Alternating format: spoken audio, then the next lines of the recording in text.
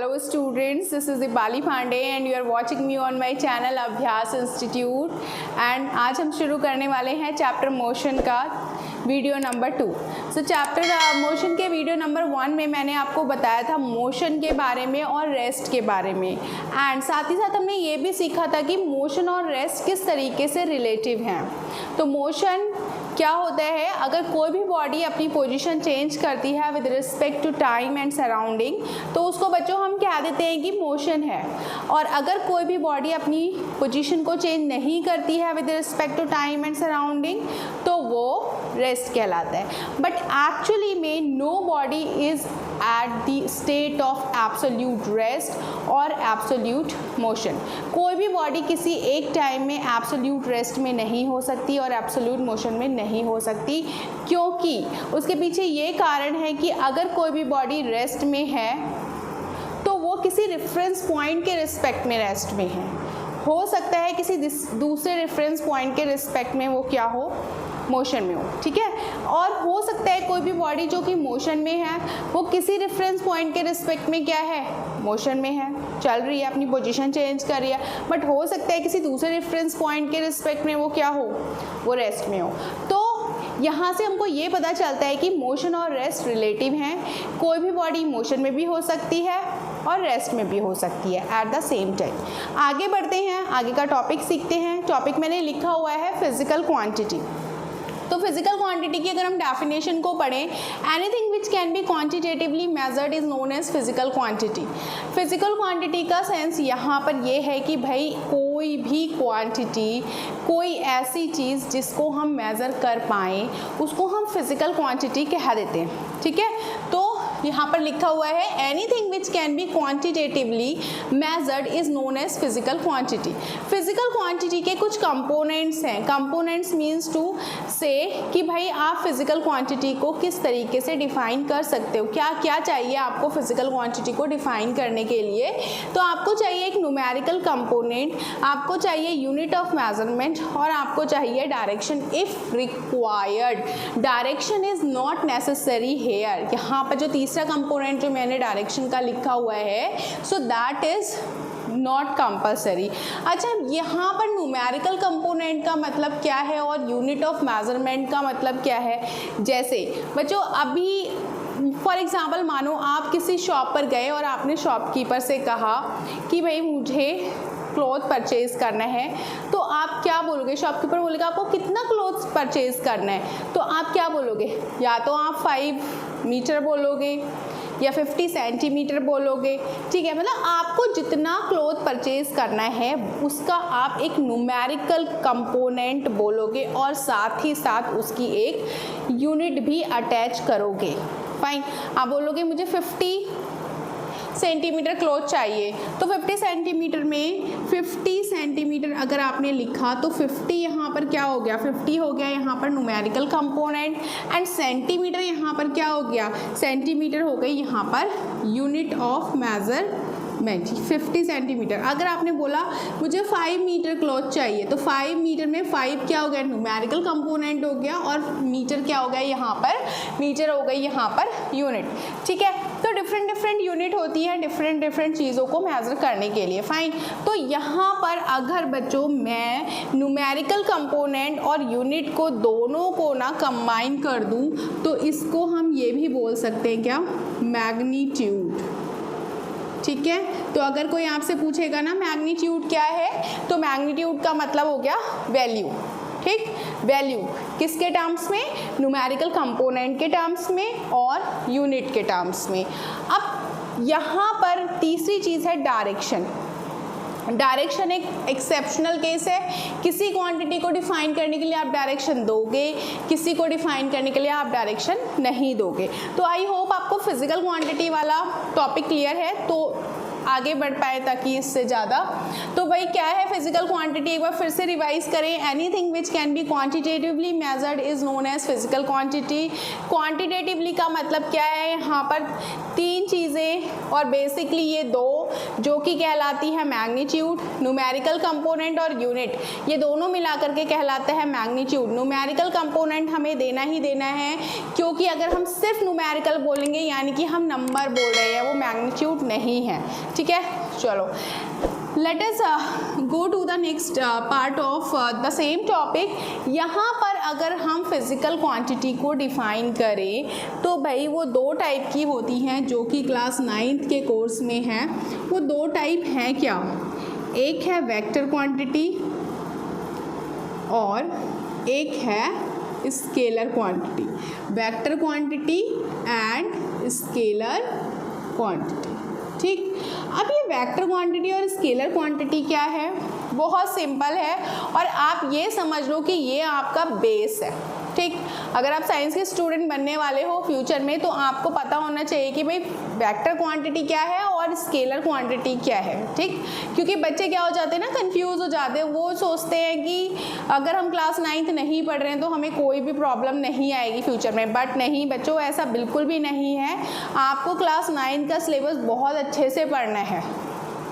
ठीक, क्योंकि 10th 11th 12th में यही चीज़ें बार बार कनेक्ट होने वाली हैं और रिपीट होने वाली हैं। तो वेक्टर क्वांटिटी क्या है, अगर हम इन तीनों कंपोनेंट्स को काउंट करें, लाइक एक ऐसी क्वांटिटी विच हैज़ डायरेक्शन, जिसको नापने के लिए हमें डायरेक्शन भी चाहिए, एज वेल एज उसके साथ ही साथ हमको क्या चाहिए, मैग्नीट्यूड भी चाहिए। Direction as well as magnitude, direction as well as magnitude is required. Okay, तो ऐसी क्वांटिटी को रिप्रेजेंट करने के लिए हमें डायरेक्शन की ज़रूरत भी है और हमें मैग्नीट्यूड की ज़रूरत भी है। मैग्नीट्यूड मतलब समझ रहे हो आप, मैग्नीट्यूड मैंने अभी आपको बताया है मैग्नीट्यूड क्या होता है। और एक ऐसी क्वांटिटी जिसको हमें मेज़र करने के लिए no direction, only magnitude is required, only magnitude is required, only magnitudes is required for such quantities। these quantities are called scalar quantity। जैसे एक एग्जांपल लेते हैं, जैसे मानो मैं अपने घर से अगर 10 मीटर की डिस्टेंस ट्रैवल कर रही हूँ, तो क्या मुझे लगता है कि मुझे डिस्टेंस को डिफाइन करने के लिए डायरेक्शन भी देना पड़ेगा? बिल्कुल भी नहीं देना पड़ेगा। ठीक है, तो अगर एक ऐसी क्वांटिटी जिसमें मैं सिर्फ और सिर्फ बात कर रही हूँ कंपोनेंट की, न्यूमेरिकल कंपोनेंट की और उसके साथ अटैच यूनिट की, मतलब मैं सिर्फ बात कर रही हूँ मैग्नीट्यूड की। मैंने सब्जी वाले भैया से 2 किलो अनियन खरीदे बच्चों, तो मैं क्या बोलूँगी, मैं बोलूँगी ना 2 किलो अनियन दो। मैं ये तो नहीं कहूँगी कि भाई 2 किलो अनियन मुझे ईस्ट डायरेक्शन में दो, ऐसा तो मैं नहीं बोलूँगी भाई। मैं ये सिर्फ और सिर्फ यही बोलूँगी जो उसका मैग्नीट्यूड है, 2 किलो अनियन। ठीक, अब अगर टाइम हो रहा है तो भाई टाइम में हम घड़ी में देख करके टाइम ये बोलेंगे भाई अभी 12 बज रहा है, अभी 1 बज रहा है, अभी 2 बज रहा है। ऐसा तो नहीं बोलेंगे ना कि भाई टाइम 12 इस डायरेक्शन में बज रहा है और इस डायरेक्शन में 1 बज रहा है, इस डायरेक्शन में 2 बज रहा है, ऐसा तो नहीं है। तो सिर्फ हमें ऐसी क्वांटिटी जिनको मेज़र करने के लिए सिर्फ मैग्नीट्यूड चाहिए, वो है स्केलर क्वांटिटी। और ऐसी क्वांटिटी जिनको मेज़र करने के लिए हमें क्या चाहिए, डायरेक्शन भी चाहिए और मैग्नीट्यूड भी चाहिए। तो ऐसी क्वांटिटी को हम बोलेंगे वेक्टर क्वांटिटी। कुछ एग्जांपल्स देखते हैं, जैसे वेक्टर क्वांटिटी के एग्जांपल होते हैं वेलोसिटी। ठीक, वेलोसिटी एक वेक्टर क्वांटिटी है, बट स्पीड एक स्केलर क्वांटिटी है। स्पीड और वेलोसिटी में अगर आपको अंतर करना है, अभी आप आगे आने वाले टॉपिक्स में पढ़ोगे कि स्पीड क्या है और वेलोसिटी क्या है। तो स्पीड एक स्केलर क्वांटिटी है क्योंकि स्पीड रिलेटेड है डिस्टेंस से। ठीक, तो डिस्टेंस भी क्या है भाई, डिस्टेंस भी स्केलर क्वांटिटी है। Distance is also a scalar quantity and velocity जो है वो एसोसिएटेड होती है डिस्प्लेसमेंट से। तो डिस्प्लेसमेंट क्या है, वेक्टर क्वांटिटी है। टाइम स्केलर क्वांटिटी है, मास स्केलर क्वांटिटी है। ठीक है, यहाँ पर एक्सीलरेशन की अगर बात की जाए तो एक्सीलरेशन क्या है, वेक्टर क्वांटिटी है। ठीक है, यहाँ पर फोर्स वेक्टर क्वांटिटी है। ओके, बहुत सारी क्वांटिटीज़ मिलने वाली हैं, जैसे टेम्परेचर हो गया, टेम्परेचर क्या है, स्केलर क्वांटिटी है। एंड आप एनर्जी की बात कर लो, आप वर्क की बात कर लो, वर्क हो गया, एनर्जी हो गया, ये सारी की सारी स्केलर क्वांटिटी हैं। क्वांटिटीज़ को पहचानना सीख लो। क्लास 9th में अब क्वांटिटीज़ को पहचानना सीखो कि भाई अच्छा स्पीड स्केलर क्वांटिटी है, वेलोसिटी वेक्टर क्वांटिटी है। तो भाई ये चीज़ें अगर आपने समझ लिया तो आपके लिए फ़िज़िक्स बहुत आसान हो जाने वाली है। फ़िज़िक्स में ना बाद में ये नहीं कहना हाय मुझे तो फ़िज़िक्स समझ में ही नहीं आती। तो फ़िज़िक्स को बहुत आसान बनाना है तो स्टेप बाय स्टेप मेरे साथ पढ़ते हुए चलो। इसके बाद जो है अब वेलोसिटी को वेलोसिटी को नहीं, अगर हमें वेक्टर क्वांटिटीज़ को रिप्रेजेंट करना है तो वेक्टर क्वांटिटीज़ को रिप्रेजेंट करने के लिए फॉर एग्जांपल जैसे मैंने माना कि मैंने एक क्वांटिटी ले ली, एक कोई क्वांटिटी है, एक वेक्टर क्वांटिटी है, तो मुझे उसके ऊपर लगाना होगा वेक्टर। ये जो वेक्टर है ना, ये वेक्टर बताता है डायरेक्शन के बारे में, और ये वेक्टर ये भी बताता है कि ये क्वांटिटी एक वेक्टर क्वांटिटी है। और जबकि हमें अगर स्केलर क्वांटिटी को शो करना है, भाई एक अगर ए स्केलर क्वांटिटी है तो हम उसके ऊपर कोई भी वेक्टर नहीं लगाने वाले, ठीक है। नाउ ये जो वेक्टर क्वांटिटी हैं इनको ऐड करने के लिए हमें मैथमेटिकल जो रूल होते हैं, जो अरिथमेटिक रूल्स हैं वो अप्लाई नहीं करने होते हैं, क्योंकि हमें इसे प्लस और माइनस का ध्यान रखना है। इनके अपने खुद के स्पेशल रूल्स होते हैं। जब आप कोऑर्डिनेट ज्योमेट्री पढ़ोगे मैथ्स में तब आपको खुद सीखने के लिए मिलेगा, ठीक है, कि हाँ अगर हम पॉजिटिव एक्स की डायरेक्शन में जा रहे हैं तो हम प्लस ले रहे हैं, हम नेगेटिव एक्स की डायरेक्शन में जा रहे हैं तो हम डायरेक्शन माइनस में ले रहे हैं, जब हम ऊपर जा रहे हैं मतलब प्लस वाई की डायरेक्शन में जा रहे हैं तो हम पॉजिटिव ले रहे हैं, नीचे आ रहे हैं तो हम डायरेक्शन क्या ले रहे हैं, माइनस में ले रहे हैं। ये सारी चीज़ें आपको उस वक्त लर्न करनी होंगी and then it will be very simple for you to identify कि कहाँ पर आपको प्लस लगाना है, कहाँ पर आपको माइनस लगाना है। बट इतना जान लो कि भाई अगर वेक्टर क्वांटिटीज़ को आपको ऐड करना है तो simple algebraic rule, arithmetic rules नहीं लगाना है, उनके खुद के जो रूल्स हैं वो लगाना है, ध्यान करके लगाना है। बट स्केलर क्वांटिटीज़ को अगर आपको ऐड करना है, भाई कोई डायरेक्शन का झंझट है ही नहीं, भाई कितने भी किलो ऐड कर दो, कितने भी टाइम ऐड कर दो, कितनी भी डिस्टेंस ऐड कर दो, सारे प्लस में आएंगे, सारे प्लस में आएंगे। तो स्केलर क्वांटिटीज़ जो होती है वो सिंपल जो है अरिथमेटिक रूल्स को फॉलो करती है, बट वेक्टर क्वांटिटीज़ उनको फॉलो नहीं करती है। Okay, this point is clear to you. अगर बच्चों कोई भी डाउट आ रहा है तो भाई कमेंट सेक्शन में बताना है आपको। ओके, अगर आप मुझे बताओगे तो I will try to resolve your problem. Fine, अब हम चलते हैं अगले टॉपिक की तरफ। ये वाला जो टॉपिक था ये बहुत बेसिक सा टॉपिक था। अगर हम मोशन चैप्टर पढ़ रहे हैं और अगर हम स्केलर और वेक्टर क्वांटिटीज़ के बारे में नहीं पढ़ रहे हैं तो भाई कहीं तो समस्या है, ठीक है। तो समस्या का समाधान मैं आपको दे ही रही हूँ। अच्छा, अब अगला जो टॉपिक है वो है हमारा डिस्टेंस।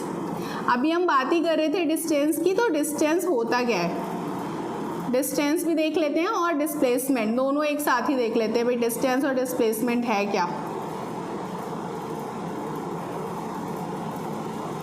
अब बहुत यू कैन से बहुत सिंपल शब्द होते हैं डिस्टेंस और डिस्प्लेसमेंट, जो कि हम अपनी डेली लाइफ में हमेशा कहीं ना कहीं यूज़ करते हैं। ओ भाई कहाँ से आ रहा है, कितनी डिस्टेंस ट्रैवल करके आ रहा है, या फिर तेरे स्कूल से लेकर के वहाँ मेरे घर तक की क्या डिस्टेंस है। अच्छा बर्गर खाने गया था, बर्गर वाला जो है वो हंगरी पॉइंट वो तेरे घर से कितना दूर है।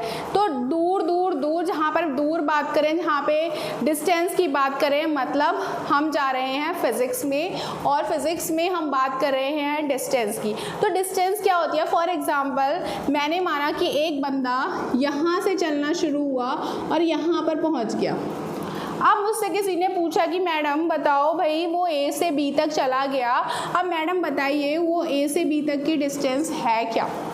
तो मुझे नहीं पता ए से बी तक की डिस्टेंस क्या है। मैं ठहरी एक सीधी सादी सी बच्ची, प्यारी प्यारी सी बच्ची, तो मुझे ए से बी तक की डिस्टेंस निकालनी है। तो मैं क्या करूँगी, मैं एक क्या लूँगी, स्केल लूँगी और मैं यहाँ से लेकर के यहाँ तक की लेंथ को क्या करने लगूँगी, नापने लगूँगी, ठीक है। तो ये क्या है भाई, ये पाथ है, ये पाथ है जो कि कवर किया है किसने, पाथ कवर किया है किसने, किसी ऑब्जेक्ट ने, पाथ कवर्ड बाय ऑब्जेक्ट। और मैं उसकी क्या नाप रही हूँ, मैं नाप रही हूँ उसकी length.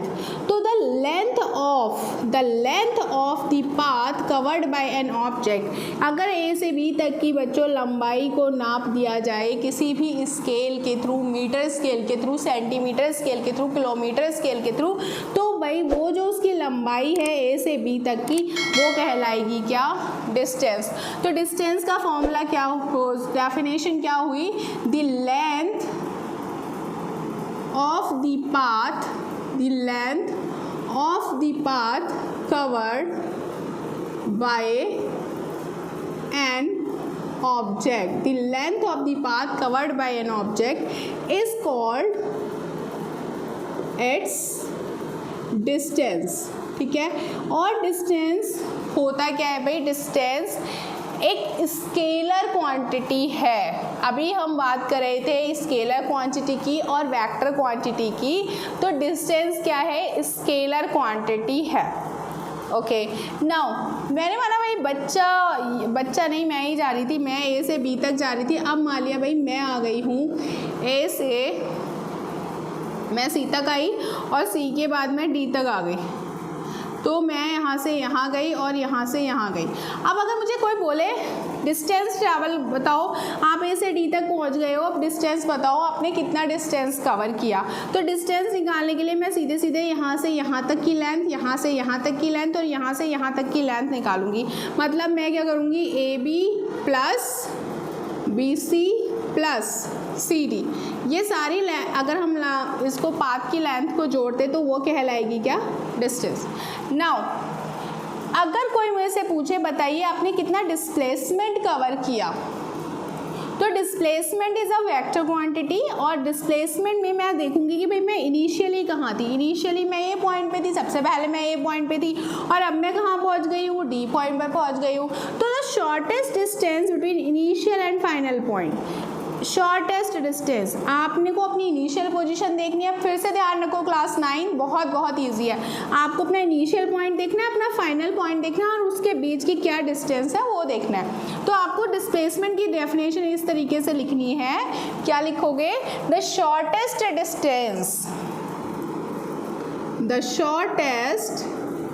Distance between initial and final point of an object is called its displacement। ठीक है, इतना क्लियर हुआ डिस्टेंस और डिस्प्लेसमेंट में। भाई डिस्टेंस क्या है, डिस्टेंस है द शॉर्टेस्ट डिस्टेंस डिस्टेंस क्या है, the length of the path covered by an object, वो है distance, and shortest distance between initial point and final point, वो क्या है, वो है डिस्प्लेसमेंट। अब थोड़ा सा और बात करते हैं भाई डिस्टेंस को हम मेज़र किस में करते हैं, तो डिस्टेंस को हम मेज़र करते हैं मीटर में, डिस्प्लेसमेंट को भी हम मेज़र करते हैं मीटर में। डिस्टेंस जो होती है बच्चों, ओके थोड़ा सा कंफ्यूजिंग हो जाएगा, एक मिनट, एक काम करते हैं, थोड़ा सा जो अंतर जो हम लिख रहे हैं ना डिस्टेंस और डिस्प्लेसमेंट का, वो मैं ऐसे लिख देती हूँ, यहाँ पर डिस्टेंस हो गया और यहाँ पर हो गया डिस्प्लेसमेंट। ओके, पहला पॉइंट अगर आपके टीचर आपसे पूछते हैं तो पहला पॉइंट आप यही मेंशन करोगे, तो पहला पॉइंट यहाँ पर मेंशन करोगे, ठीक है, और यहाँ पर जो पहला पॉइंट होगा बच्चों वो ये वाला मेंशन कर देना। दूसरा पॉइंट अगर आपके टीचर पूछते हैं कि भाई दूसरा क्या है इसमें डिफरेंस दूसरा ये है कि डिस्टेंस कभी भी जीरो नहीं हो सकती, डिस्टेंस कभी भी ज़ीरो नहीं हो सकती। वो कैसे, जैसे एग्जाम्पल लेते हैं, एग्जाम्पल में हम क्या लेते हैं भाई, हमने माना एक बॉडी ए पॉइंट से गई बी पॉइंट तक और बी पॉइंट से फिर वो आ गई, पहले तो वो ए से बी तक गई और वो फिर बी से ए तक आ गई। तो सोचो अगर वो ए से बी तक मान लिया एक्स डिस्टेंस गई और फिर वो आ गई क्या x डिस्टेंस। तो उसने कितनी डिस्टेंस कवर की, उसने डिस्टेंस कवर किया a टू b x और b टू a x, यानी कि उसने डिस्टेंस कवर किया x plus x which is 2x। ठीक है, तो डिस्टेंस कभी भी ज़ीरो नहीं होता, बट डिस्प्लेसमेंट ज़ीरो हो सकती है भाई। It can not be zero, it can not be zero, कभी भी ज़ीरो नहीं होती distance, but it can be zero. अब आप बात कह रहे हो इट कैन बी ज़ीरो, तो उसका एग्जाम्पल भी दो कैसे। अब कोई बंदा a से b तक गया, वो कितना गया x। अब जब वो b से a तक आया तो उसकी डायरेक्शन क्या हो गई, अपोजिट हो गई। पहले तो वो इस डायरेक्शन में चल रहा था, अब वो उसने अपनी डायरेक्शन क्या कर दी, रिवर्स कर दी। यानी कि जब हम उसको ऐड करेंगे तो x में कितना ऐड करेंगे, माइनस x ऐड करेंगे भाई। यहाँ से यहाँ तक प्लस में लिया, फिर जब वो अपोजिट आने लगा तो हमने उसकी डिस्टेंस क्या ले ली, माइनस में ले ली, क्योंकि हम डायरेक्शन भी लेंगे, क्योंकि डिस्प्लेसमेंट वेक्टर क्वांटिटी है। तो यहाँ पर आ जाएगा प्लस माइनस माइनस का x, तो यानी कि यहाँ पर आ गई डिस्प्लेसमेंट ज़ीरो। तो डिस्प्लेसमेंट ज़ीरो हो सकती है बट डिस्टेंस ज़ीरो नहीं हो सकती है। तीसरा जो डिफरेंस है वो ये है कि भाई डिस्टेंस जो है, distance can be equal to और ग्रेटर देन डिस्प्लेसमेंट। ओके, यहाँ पर जो डिस्प्लेसमेंट है, displacement can be equal to displacement भाई डिस्टेंस। डिस्प्लेसमेंट जो है वो डिस्टेंस के बराबर हो सकती है, but can not be greater than distance. Okay, यहाँ पर ये चीज़ ध्यान रखो, मैंने क्या लिखा है, मैंने यहाँ पे लिखा है distance can be equal to और ग्रेटर देन डिस्प्लेसमेंट। डिस्टेंस या तो डिस्प्लेसमेंट के बराबर हो सकती है या उससे बड़ी भी हो सकती है, बट डिस्प्लेसमेंट जो है वो भी डिस्टेंस के बराबर हो सकती है, बट डिस्टेंस से बड़ी नहीं हो सकती। समझो एग्जाम्पल लेकर के, जैसे एक बॉडी यहाँ से यहाँ तक गई, ए से बी तक गई, माना एक बॉडी 100 मीटर गई। अब जब वो बॉडी ए से बी तक 100 मीटर पहुंची ऐसे, फिर वो बॉडी बी से लेकर के सी तक आ गई। ठीक है, तो जब वो बी से सी तक आई, माना वो आई कितना, वो आ गई 50 मीटर। आप सोचो, अगर हम ए से लेकर बी तक की ही बात करें, हम सी पॉइंट को अभी इग्नोर कर दें, तो ए से बी तक जो उसने डिस्टेंस कवर की वो 100 मीटर है। ए से बी तक की डिस्प्लेसमेंट कितनी है, वो भी 100 मीटर है। ठीक है, बट डिस्प्लेसमेंट की बात करें सी पॉइंट तक या फिर डिस्टेंस की बात करें सी पॉइंट तक, अगर बॉडी ए से बी जाती है और बी से सी आती है तो उसने कितना डिस्टेंस कवर किया, यहाँ से यहाँ तक 100 और प्लस यहाँ से यहाँ तक 50, यानी कि उसने कितना डिस्टेंस कवर किया बच्चों, 150 मीटर। बट अगर डिस्प्लेसमेंट की बात करें तो इनिशियल पॉइंट ए था और फाइनल पॉइंट क्या है उसका सी है, तो भाई यहाँ से यहाँ तक की डिस्टेंस कितनी है 100, यहाँ से यहाँ तक की डिस्टेंस कितनी है 50, यानी कि 100 में से अगर हम 50 को माइनस करें तभी तो हमें वाली डिस्टेंस मिलेगी ना, मतलब ये पूरे में से अगर हम इसको माइनस करें तभी तो हमें ये मिलेगा।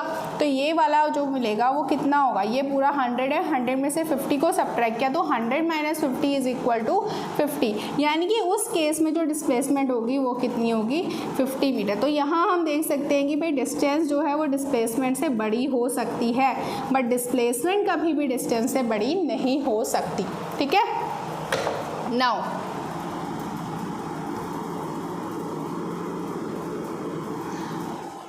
डिस्टेंस जो है वो है डिस्टेंस इज स्केलर क्वांटिटी। अगला डिफरेंस आप लिख दोगे, ये हम बार बार पढ़ चुके हैं, डिस्टेंस जो है स्केलर क्वांटिटी है और डिस्प्लेसमेंट क्या है, displacement is vector quantity, displacement यहाँ पर वेक्टर क्वांटिटी है। ओके, तो एक चीज़ और, इसकी जो एसआई यूनिट होती है, मतलब एसआई यूनिट का मतलब है इंटरनेशनल सिस्टम, जो इसकी जो वर्ल्ड वाइड एक्सेप्टेड जो यूनिट है वो है एसआई यूनिट, वो है मीटर, और डिस्प्लेसमेंट की भी सेम ही एसआई यूनिट है। ठीक है, दोनों की एसआई यूनिट क्या है, सेम है। डिस्टेंस को हम किससे मेज़र करते हैं, जो व्हीकल्स होते हैं उसमें कौन सा क्या डिवाइस लगी होती है डिस्टेंस नापने के लिए, ऑडोमीटर। ऑडोमीटर का यूज़ किया जाता है डिस्टेंस नापने के लिए, distance travelled by the vehicles कितनी डिस्टेंस ट्रैवल करते हैं वो हम किससे मेज़र कर सकते हैं, ऑडोमीटर से मेज़र कर सकते हैं। ठीक है बच्चों, नाउ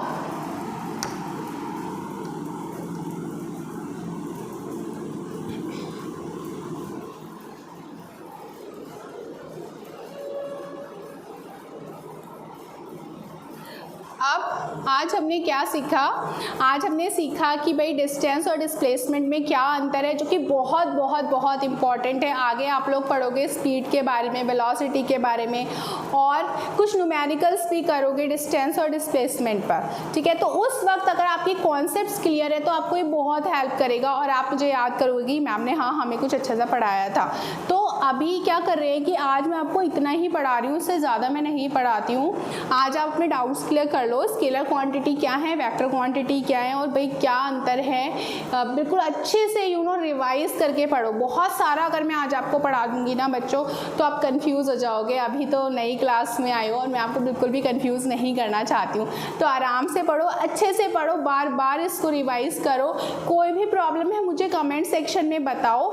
जब भी मैं आपको अगली वीडियो में मिलूंगी हम लोग कुछ न्यूमेरिकल्स सीखेंगे डिस्टेंस और डिस्प्लेसमेंट में, बहुत बढ़िया बढ़िया से न्यूमेरिकल्स करेंगे। ठीक है, तब तक अपना ध्यान रखो और मेरे साथ कनेक्ट रहो, मेरी वीडियो को शेयर करो, मेरे चैनल को सब्सक्राइब करो और बेल आइकन को ज़रूर प्रेस करना है, बिकॉज तभी आप मेरे बारे में या मेरी वीडियोस के बारे में जान पाओगे।